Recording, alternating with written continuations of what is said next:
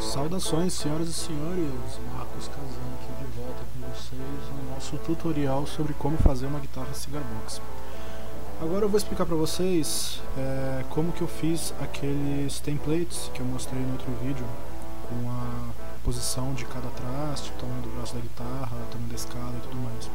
Como é que a gente vai usar a ferramenta chamada Fret Find 2D. A primeira coisa que a gente tem que fazer é vir aqui no buscador, Fret Find 2D, isso, Fret Find 2D, e vai levar a gente para a calculadorinha.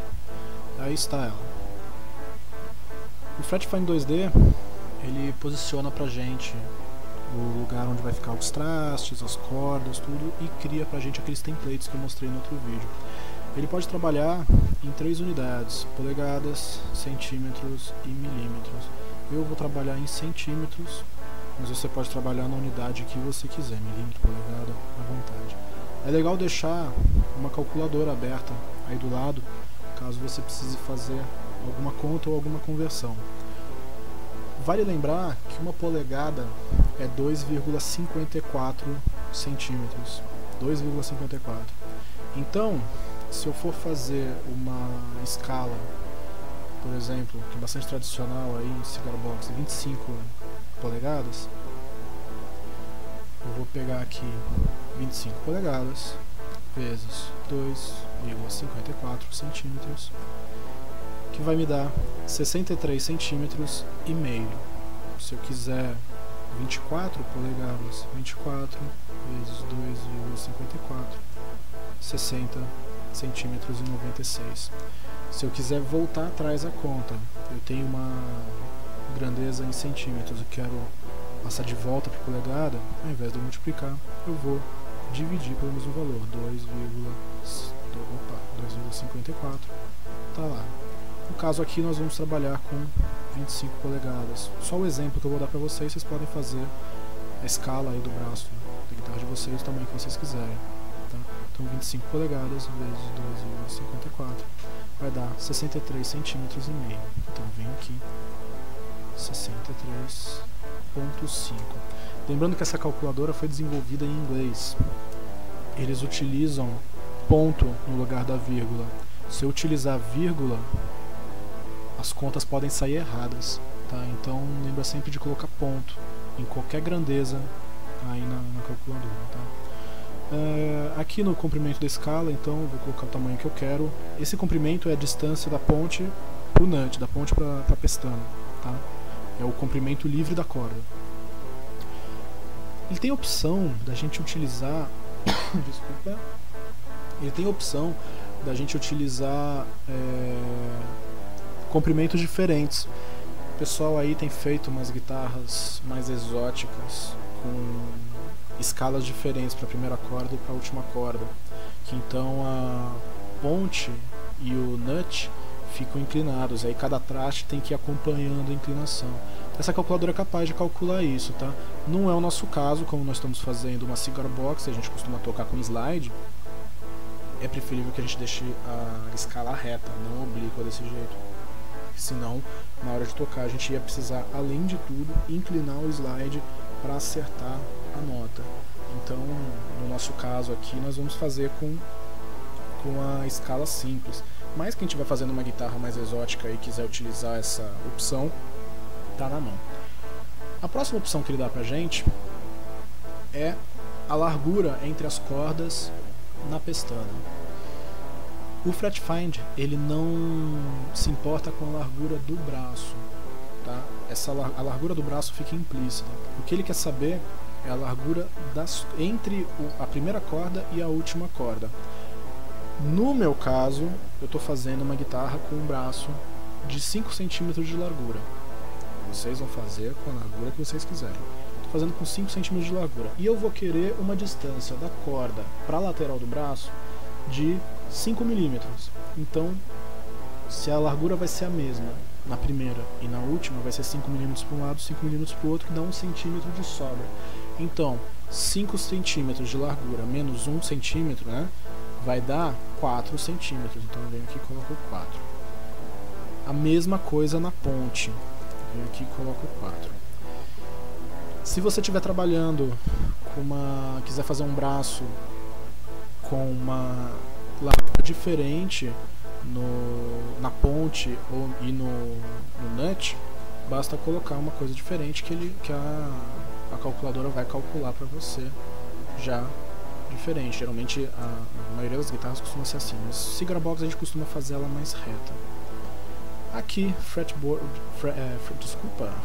overhang nada mais é do que a largura, o espaço entre a corda e a lateral do braço. No meu caso, eu vou fazer com meio centímetro. E ele tem aí algumas opções. Igual, quer dizer, é a mesma dos dois lados e no braço todo. Nut and bridge, quer dizer, ele permite que você coloque um espaço entre corda e lateral do braço diferente na pestana e na ponte. Então, por exemplo, eu posso colocar meio aqui e, sei lá, aqui. Você vai ver que então, na região da ponte vai dar uma diferençazinha, tá? Eu, no caso, vou trabalhar com meio e meio, mas pode fazer isso. Próxima opção é fazer valores diferentes para a primeira corda e para a última corda. Então, ficaria um valor diferente para a corda de cima e para a corda de baixo, tá? Ou você pode especificar todos esses valores. Tá? No caso aqui, eu vou trabalhar com tudo igual, meio centímetro em tudo. Maravilha. O próximo método aqui, o próximo campo para preencher é o método de cálculo da distância dos trastes, que é a coisa mais importante. O algoritmo tradicional para fazer isso se baseia numa fórmula que utiliza raiz 12 de 2.